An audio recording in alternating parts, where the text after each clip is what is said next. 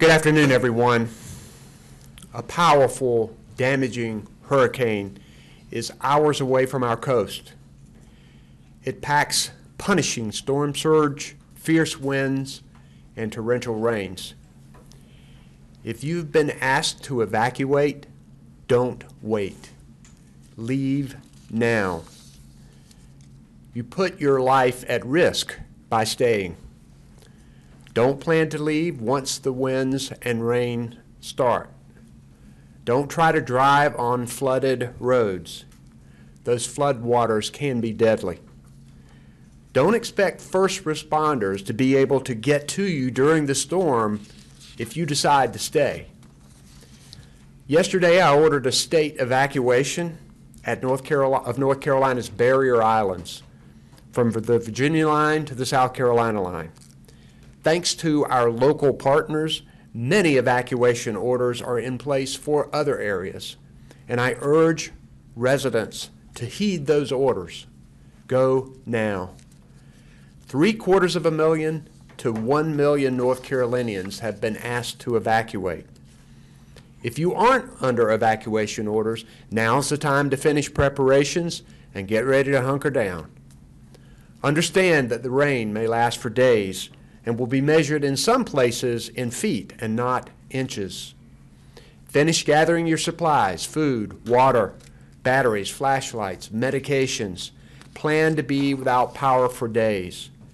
And check on your family and your neighbors to make sure they are prepared as well. Florence is now a Category 3 storm, but don't let that fool you.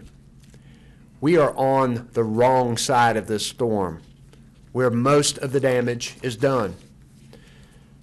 The forecast tells us that Florence's storm surge will drown many homes. Expert modeling here at North Carolina Emergency Management shows that storm surge alone is likely to flood tens of thousands of structures. A storm doesn't have to make landfall in North Carolina to do serious damage here. It still packs powerful winds that can damage roofs and down power lines and trees, plus heavy, sustained rain that can flood our rivers and low-lying grounds. Remember that rivers can continue to rise long after the rain stops. Our coast will feel the wrath of Florence starting tomorrow in the morning, but all parts of North Carolina will see some impacts. We expect this storm to be with us for days. More shelters continue to open to take in people displaced by evacuations. At least 50 shelters are open now across the state. And in fact, officials will open at 6 p.m. a large shelter at Lawrence Joel Veterans Memorial Coliseum in Winston-Salem. Capacity there will be at least 1,000, and we're grateful to Wake Forest University and the community there for helping. I've activated more National Guard soldiers. By this evening, 2,800 will have reported for duty. Many state parks and museums have closed or will be closed tomorrow. Nearly all state universities have canceled classes, and many public schools are closing as well, plus providing their buildings as shelters. 211 is available 24 hours a day for people in need of assistance. This statewide information line can provide callers with nearby shelter, housing, and other storm-related information and resources. For the deaf and hard of hearing, this number is 888-892-1162. And we're glad to have Monica McGee here providing American Sign Language for us. We're hearing reports of some gas stations with empty pumps. Suppliers tell us that we have an ample supply of fuel in the state, but there are temporary shortages in some locations as people fill up their cars to evacuate. Some stations have seen 3 and 4 times the normal business. Remember that North Carolina's price gouging law is in effect under the state of emergency that I declared last week, And if you spot excessive prices, report it to the North Carolina Attorney General's office by calling 1-877-5-NO-SCAM or file a complaint online at the Attorney General's website. Times of trouble can bring out the best in us. We're hearing kind offers for all kinds of help, and we have set up the North Carolina Disaster Relief Fund to take donations to support response to Hurricane Florence. To donate, visit rebuild.nc.gov. And if you want to volunteer, we urge you to work through established nonprofits and faith-based groups. Volunteer Organizations Active in Disasters, or VOAD, is the best place to start. To the people of North Carolina, thank you for taking this storm seriously. Thank you for following the evacuation orders and for preparing emergency kits. Thank you for taking in friends evacuating from the coast and for checking on neighbors down the street. Continue to watch forecasts closely, and if you're asked to move to higher ground, go. You can download the Ready NC app or follow NC Emergency Management on Facebook and Twitter for updates and to learn how you can weather this storm. We have a strong team here to guide us through Hurricane Florence. We have with me on stage Commissioner Steve Troxler, the head of Emergency Management, Mike Sprayberry, Transportation Secretary Jim Trogdon, Department of Health and Human Secretary Mandy Cohen, the Commander of the Highway Patrol, Colonel Glenn McNeil. We have with us Major General Jim Ernst of the North Carolina National Guard. We have our Federal Coordinating Officer for FEMA, Albie Lewis. And I'm grateful to have other members here helping us. I'm first going to recognize Mike Sprayberry with Emergency Management to give us an update. Mike? Thank you, Governor. Good afternoon, everybody. The State Operations Center is transitioning from a level 2 to a level 1 at this time. This is a disaster requiring the participation of all state emergency response team members to include our federal, private sector, and volunteer partners. We're also in close coordination by the hour with the National Hurricane Center, as well as the National Weather Service and FEMA, and we're also having conference calls with our county partners to make sure that we're staying up to date with all of their needs. We are currently pushing commodities, cots, and other resources to those county partners at this time. We continue to amass resources such as additional soldiers and airmen, ambulances, search and rescue task forces, helicopters, swiftwater rescue teams, commodities, and generators to aggressively surge during the response. With the triple threat of high winds, historical precipitation, and high storm surge, we again urge our residents and visitors to heed the evacuation orders of the governor and your local officials. Make sure you have your emergency kits ready and you're looking out for your neighbors. Thank you very much, sir. Thank you, Mike. Last week I issued an emergency declaration to help our farmers, and to give us a report on agriculture in North Carolina, we have Agriculture Commissioner Steve Troxler with us. Steve. Thank you, Governor Cooper. I want to give you a little update on agriculture in North Carolina. I think you realize that this is the fall of the year. This is the time that farmers normally see some benefit from the hard work that they've gone through during the summer. So we're right in harvest season, and it's unfortunate that we're going to have to endure this, but we've done it before, and preparation is key. And after the declaration of emergency and the things that have been done for agriculture, including the suspension of the weights and measures, extension of driving hours to deliver fuel and feed to our livestock operations, farmers have made some progress, but it's not through by any means. And just to give you an idea, where we are in agriculture, we may have 60% of the tobacco harvested in North Carolina. Corn harvest ranges from 75% in the east to just beginning in the west. Unfortunately, sweet potatoes and peanuts are just getting underway with harvest, and I remind you that we're #1 in the nation in sweet potatoes. Soybeans have just begun harvest in the very far eastern part of North Carolina, but have not begun anywhere else in the state. And basically, all of our cotton is still in the field as I speak today. The thing that I know is the things that are associated with a hurricane like this are very damaging to agriculture, whether it be flooding, wind, or rain. All of them they're bad for agriculture at this time of year. We have a large livestock industry in North Carolina. That's 68% of the farm gate revenues, and fortunately, we have learned a lot over the years, ranging from Hurricane Floyd to just Hurricane Matthew 2 years ago. We have learned a lot about how to handle this, and preparation is key. We have been able to draw down lagoon levels to the point that we believe that we can handle the rain that would fall out of a hurricane like this, but we don't know what river flooding will mean, and that will be another key that we have to deal with as time goes on.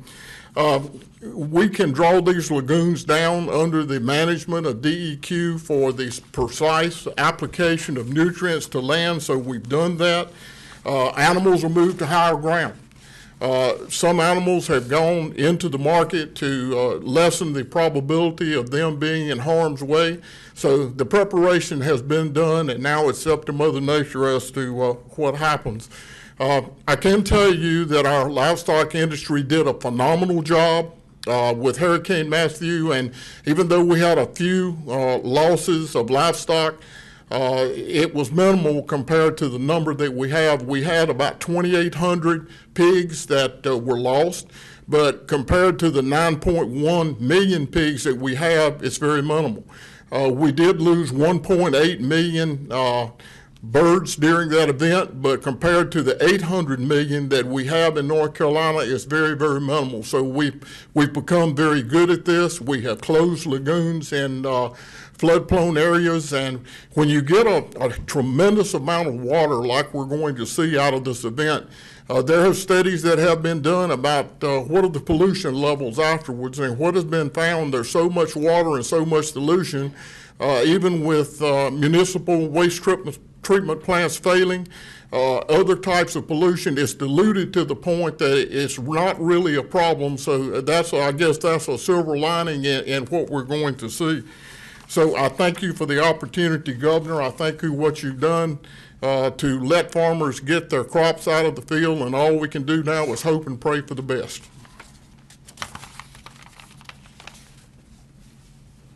Thank you, Commissioner.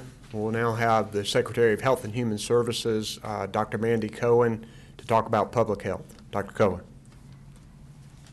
Thank you, Governor. Good evening. As we said, health and safety is our top priority. So 3 things for you to remember today. First, as the Governor mentioned, make sure you have food, water, and your medications. Importantly, if you need refills of your medications, do that today. Do not wait. Second, do not drive through standing water. We saw in Hurricane Matthew that this was a leading cause of death. Do not drive through standing water. And third, do not use gas-powered generators inside your home. There is a risk of carbon monoxide poisoning. Do not use gas-powered generators in your home. So please remember those 3 important tips. Know that we have shelters across the state stood up with medical personnel. We are working with long-term care facilities, adult care facilities to make sure that folks are well cared for and moved to safer areas. So please heed the warning of emergency management. Get your food, water, and medicines. Do not drive through standing water, and please don't use gas-powered generators in your home. Thank you. Be safe.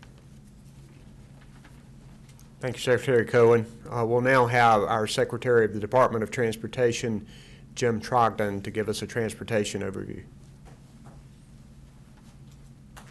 Thank you, Governor. Today, our focus was monitoring and managing all of our evacuation routes. And we successfully met the metric of all of our routes we're operating at posted speeds or better today. We responded across those routes with 49 incident management and assistance patrols, and those are events where we're supporting stranded motorists to clear those incidents quickly, and that included 5 motor vehicle crashes that occurred on our evacuation routes. The ferry division did conclude evacuation of the Outer Banks at Ocracoke, and that included moving more than 2,000 people and evacuating more than 1,000 vehicles. And so those operations were completed as of yesterday, and the ferries will be mooring those vessels for the remainder of until the storm passes. And then last, our focus was completing our coordination with all of our private sector partners, and so we anticipate we'll be bringing on 380 contractors across the state that will be supporting us in all areas of response, from clearing debris to repairing roads to repairing bridges. That concludes my update. Thank you, Secretary Trogdon. We'll now hear from the commander of the North Carolina Highway Patrol, Colonel Glenn McNeil. Colonel. Thank you, Governor. Good afternoon. The safety of our motoring public remains the Highway Patrol's highest priority. The Highway Patrol is continuing its preparations in response of the storm. Squads of troopers have been assembled and they're ready to deploy at a moment's notice in response of the storm. We continue to work with our local, county, and state partners to ensure that assistance is immediately available once the call comes. With this in mind, I'd like to identify how the motoring public can assist us with our public safety mission. In the event that you're involved in a collision, please remove your vehicle from the travel lanes to the shoulder of the roadway and wait for first responders to arrive. Doing so will allow for a continuous flow as we are still in the evacuation process. Motorists are encouraged to avoid leaving their vehicles unattended within the medians and along the shoulders of our roadways.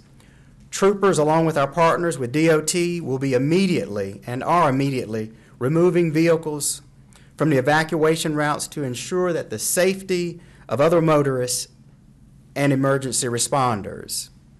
Motorists are encouraged, please keep emergency lines of communications such as 911 and Star HP open for emergency purposes only. Roadway conditions can be obtained from visiting drivenc.gov. And finally, and once again, when the rain begins to fall, please, under no circumstances do you attempt to cross standing water or running and raging water that's going across the roadway. Doing so could place your life and the lives of emergency responders in harm's way. Thank you. Thank you, Colonel. We'll now open it for any questions anybody might have. Yes. Governor, do you know, is there any count of how many people are left on like Ocracoke and the main lower part of Hatteras Island below the bridge and the other barrier islands? Have we got local government reports on that, Mike? Not yet, sir. Some people are still leaving, and so it's a hard number to get a count of right now. We're working with local governments to get a count of that. We're continuing to encourage people to leave. We've said time and again, we know a lot of our coastal residents have ridden out storms before. This should not be one of those storms. Don't risk your life riding out a monster, and that's what this is. So we're continuing to urge people to evacuate. I'm looking for another number. I think Mike said 4,000 roughly people in shelters as of earlier today. Do you have an updated number on that? Once you. Yes, sir. So we're thinking that number's had an uptick now between 4,000 and 5,000. We know that the shelters in Wake County are full, and folks are moving west. We've had additional shelters opening in Charlotte today, and so and then we know that some of the counties in the eastern part of the state have also opened shelters. We'll have a better sense of that tonight. There's a standard number count that comes in a little bit later through the American Red Cross channel. We know the count at our shelters is sometimes fluid because some people come and stay a little while and then find somewhere else to go. We think there's somewhere between 750,000 and 1 million people who have evacuated, and we want to thank citizens of North Carolina, family members, for taking people in, and we're going to try to continue to set up shelters to make sure people have a place to go. Governor, you mentioned the Joel in Winston-Salem. Are there contingency plans for other arena types of places, either in Raleigh or Asheville or other areas? Mike, you want to address that? Yes, sir. We're working other bigger locations in places like Charlotte and Fayetteville, as well as Winston-Salem. So we have to make sure that we have the teams that can go into a big place like that. So we're assembling teams, working through some contracts that we might have to go through, like we did with Lawrence Joel Coliseum. So we are looking for more mega shelters as needed. I think this is, I know this is something that we talked about and considered when we knew we were going to have to put in these mandatory evacuations and so many people moving west. But I think it's going well, and I think we, again, thank the people at Wake Forest University for making the Lawrence Joel Veterans Memorial Coliseum available. Other questions? Okay. Oh, yes, sir. Just thank you. For out-of-state resources, a lot of other states are sending in linemen and other out-of-state resources. How are those being managed and assigned? Well, first, we are grateful to other states that have stepped up. I've talked to numerous governors. I was in Kinston today and met with search and rescue teams from New York, New Jersey, Ohio. States are responding with equipment and personnel. You know, we've helped them over the years, and now they are in turn helping us.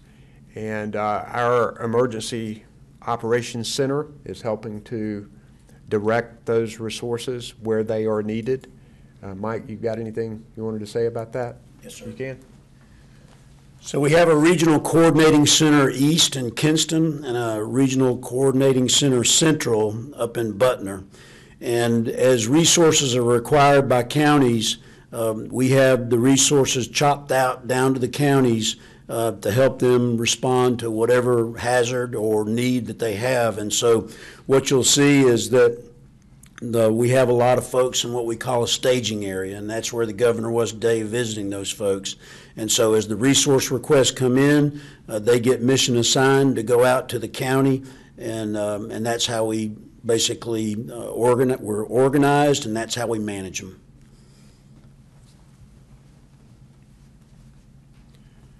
Okay, right now we plan to have another briefing at 10 a.m. tomorrow. Thank you very much.